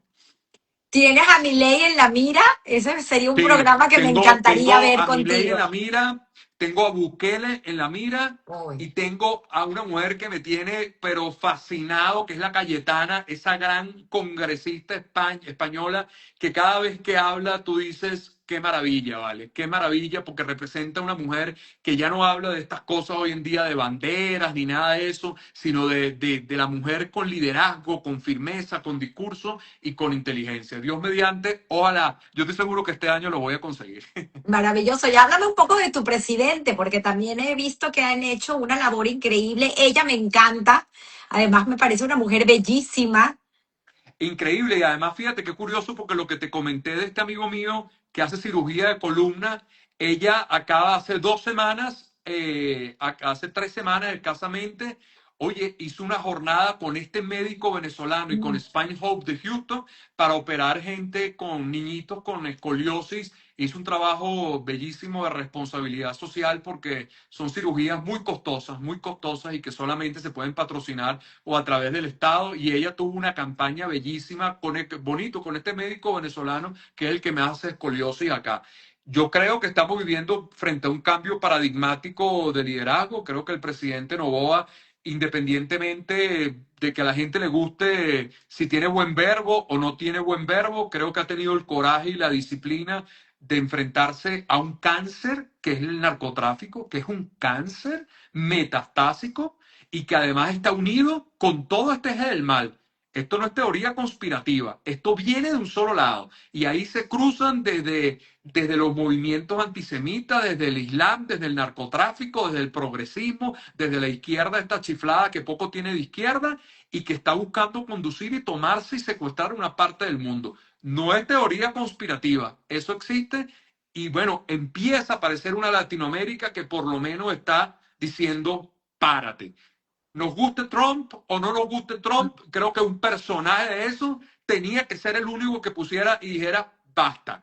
¿ok? Si no, hubiéramos seguido, como se dice en criollo, guabineando en todas estas cosas, mientras ese tumor expansivo, esa metástasis, está tomando nuestros rincones, está tomando nuestros colegios con teorías de ideologías chifladas, porque esas teorías están todas chifladas. Creo que ha habido una complicidad en ámbitos de la ciencia terrible, en la psicología, en la psiquiatría. Se han hecho o se han metido en la política y se han creído cualquier tipo de cosa. Y como es un mundo que ya no permite que uno exprese cualquier cosa, porque uno lo citan después de intolerante, entonces la gente se ha quedado callada. Pero yo creo que hay cosas que ya uno se puede quedar callado porque nos estamos jugando el camino de la humanidad.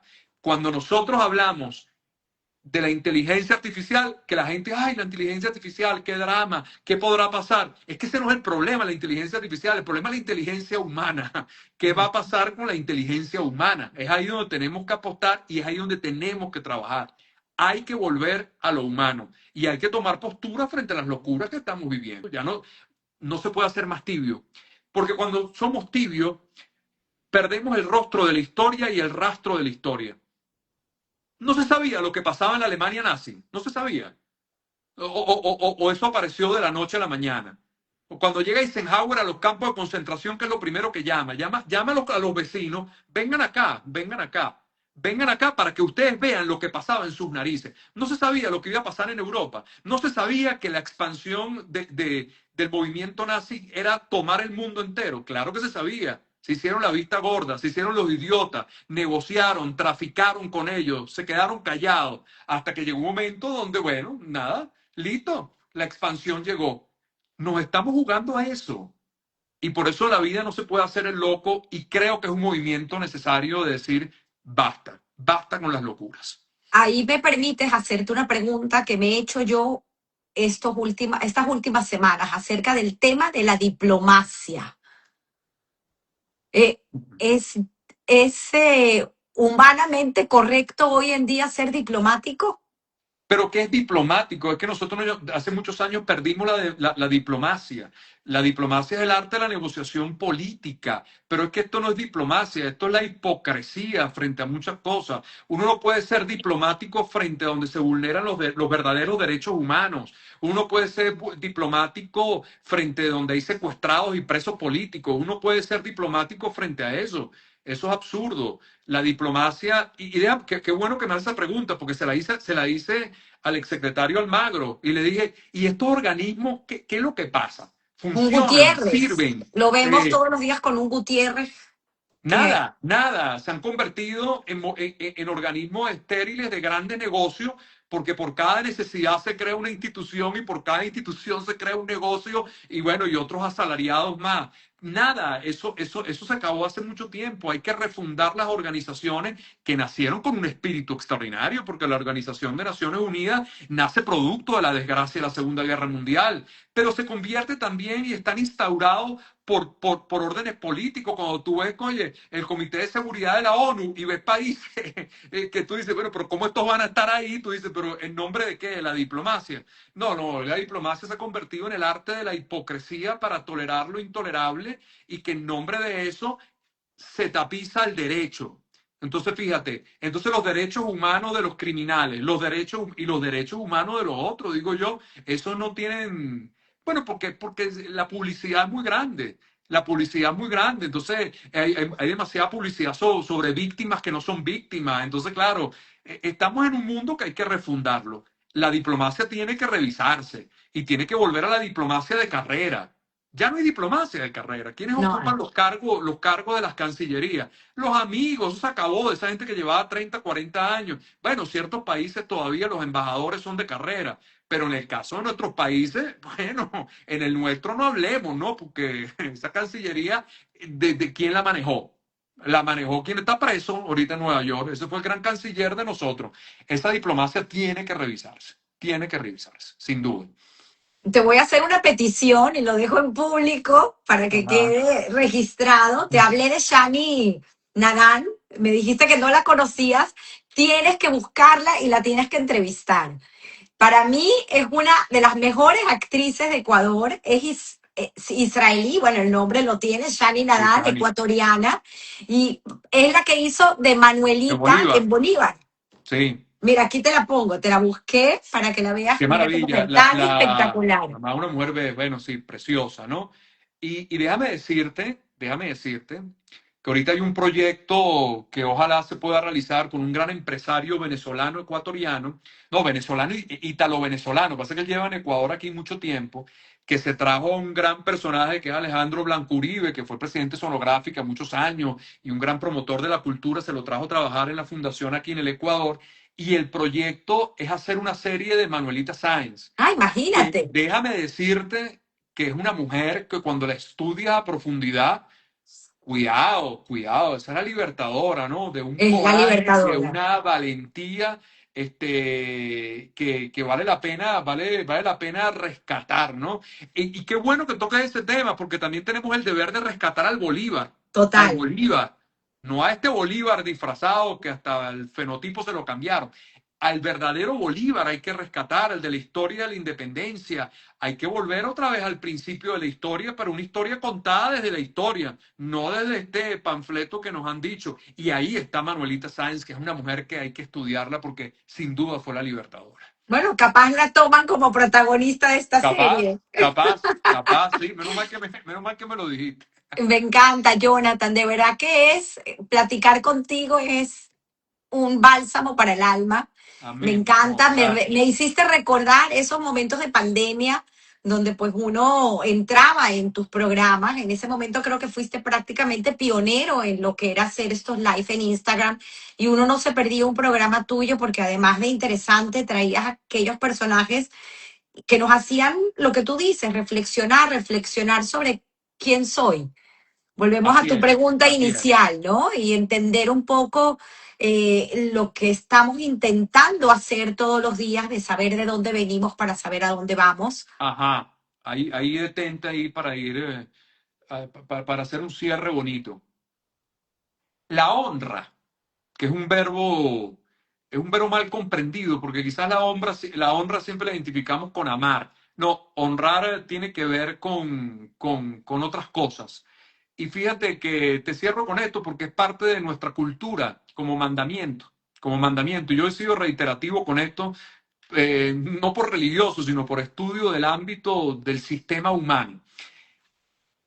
Nuestro mandamiento de honrar a padre y madre, que pareciera más un mandamiento de la psicología sistémica y del orden de la comprensión de la genética, que sin duda el acontecimiento más importante de la humanidad lo presenta Watson y Crick cuando dicen, así está constituido el ser humano, este es el genoma, aquí fuimos hechos de esta forma.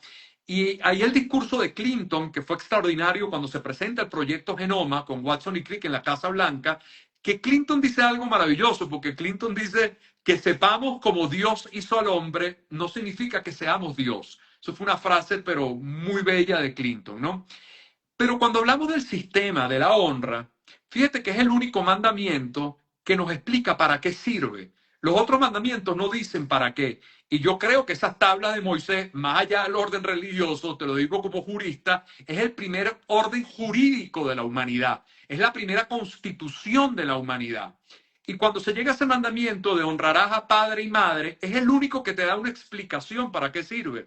Porque te dice honrarás a padre y madre para que tengas larga y buena vida, Dios proveerá. Es el único que te explica para qué sirve, para que tengas larga y buena vida, Dios proveerá. La honra significa saber que yo tengo que comprender de dónde vengo. Hoy la maravilla es que la genética indiscutiblemente tiene un aporte, pero es más lo que pasa en la vida que lo que traigo. Sin embargo, si yo no tengo capacidad de honrar la creación, nada puede existir posterior a la creación. Y por eso es el mandamiento más importante, porque si no hay creación, de nada sirven los demás mandamientos. No matarás, no. Algo tiene que entrar que es honrar a padre y madre. Pero honrar a padre y madre significa honrar a mis ancestros, significa honrar a mi herencia, a mi cultura, a todo lo que está detrás. Te hablo no religiosamente, te hablo literalmente de dos células. Si nosotros queremos entender la expresión de la divinidad, vayamos a la biología. Nadie puede creer que honrar ese espermatozoide y ese óvulo, que son células Bueno, el óvulo se ve un poquito más, pero el espermatozoide hay que verlo literalmente con microscopio. Nadie puede entender cómo dos células tan pequeñitas pueden contener el repertorio de lo que somos hoy en día como individuos. ¿Tú te imaginas que ese par de células nos constituya no solamente cómo nos parecemos a nuestros padres, sino contenga la información histórica de nuestra vida? Eso es un milagro. Cuando la gente dice, ¿dónde está Dios? Están esas dos células, que en esa cosa tan pequeña, en ese microchip, nos trae la historia de lo que seremos, de lo que serán, los que vendrán, y esa honra es fundamental. Quien no honra el pasado, quien no honra la historia, quien no honra a sus ancestros, no puede comprender el presente, ni mucho menos puede trazar una línea hacia el futuro. Y creo que esa ha sido la historia del pueblo judío. Cuando nosotros celebramos ahorita que estamos ya cercanos a Pesach y volvemos a leer lo mismo. Y tú dices, bueno, llevo toda mi vida leyendo la cosa y hasta cuándo esos productos hacer una reserva en nuestro cerebro que se traduce en el recuerdo vivo, y cuando el recuerdo está vivo, instaura la sabiduría. Y la sabiduría en el cerebro se hace por repetición, por repetición, por repetición y rectificación, repetición y rectificación. Si no hay honra de la historia, estamos en riesgo. Hay que honrar el pasado para entender el presente y construir la línea del futuro para que entonces podamos decir que Dios proveerá. Mejor cierre no pudo haber, me encanta. Jonathan, además de eso, quisiera que por favor le digas a tu mamá que la tienes aquí Sí, debe presente, estar por ahí, ya la vi por ahí. que, que, que honras de ella, que te llevas de ella y también unas palabras de qué te llevas de tu papá. Creo que es muy importante tenerlo siempre presente. Mira, de mi padre me honro la prudencia, los miedos de mi padre, que a veces los veo en mí. Me llevo la ética de mi padre, la ética. Nos enseñó a todos el ámbito de la honestidad, por ejemplo, ¿no? Es una cosa que marca mucho de mi padre, ¿no? Y me marcó algo muy importante, que mi papá nos enseñó, esto es una anécdota rapidito que te cuento.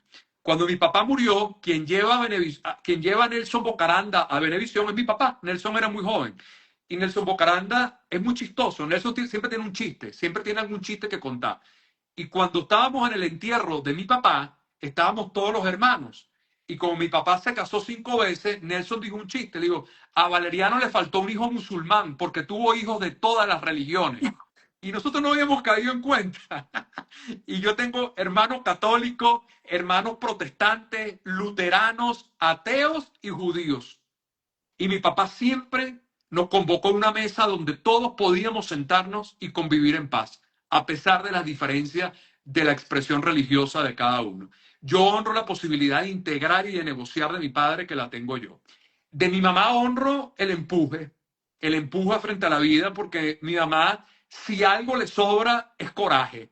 No, yo no tengo ese coraje, ¿ok? Yo tomo pizcas todavía de ese coraje, pero tiene la valentía de mirar la vida de frente, y creo que eso tiene que ver con nuestros ancestros, con mi abuela, con mi tía Alegre, con la inteligencia, con la sabiduría, con la valentía, con la resiliencia de decir que todo pasa y vamos y vamos. Eso de alguna manera también es la expresión de mi madre. Yo creo que tengo el balance, ¿no? Lo importante es saber cuándo no me voy mucho hacia el lado de mi papá, ni cuándo me voy mucho hacia el lado de mi mamá, sino me voy al centro. Y ahí honro ese espermatozoide y ese óvulo que seguro constituyó el milagro de la existencia. Quiero agradecerte porque, por invitarme, por permitirme hablar, por acercarme a la comunidad. Y sobre todo agradecerte porque tú tienes que mantener el compromiso que has llevado. Tú tienes que mantener el compromiso de mantener una comunidad judía en Venezuela viva, porque somos pocos, o sea, y hay que mantenerla y hay que honrarla, porque esa comunidad construyó también un país. Fue de esos inmigrantes que llegaron a ser patria. Y hay que rescatarlos, y es un compromiso que vas a tener que hacerlo con tu disciplina todos los fines de semana. No lo dejes, porque has convocado a gente maravillosa, y yo creo que también hace falta como judíos, mostrarnos.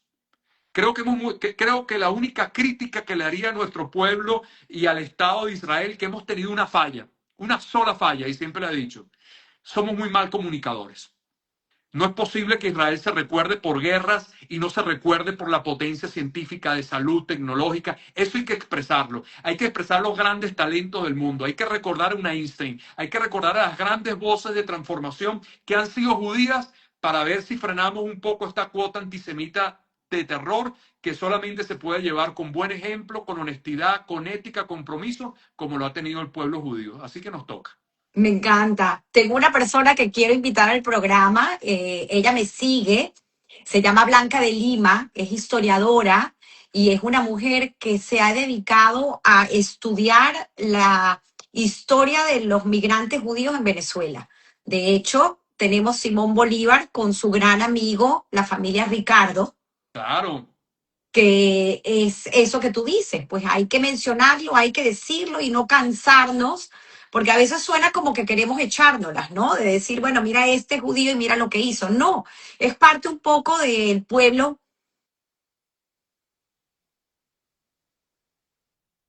Otra vez una llamada. Ya, ahí La está, ahí está. historia como nos ha permitido eso que tú dijiste ahorita, viene Pesa, viene Passover. Mucha gente cuando viene a estas fiestas y yo le digo a un amigo mío que no es judío, le digo la última cena de Jesús es la cena Un ceder, es un de ceder. un ceder de Pesaj.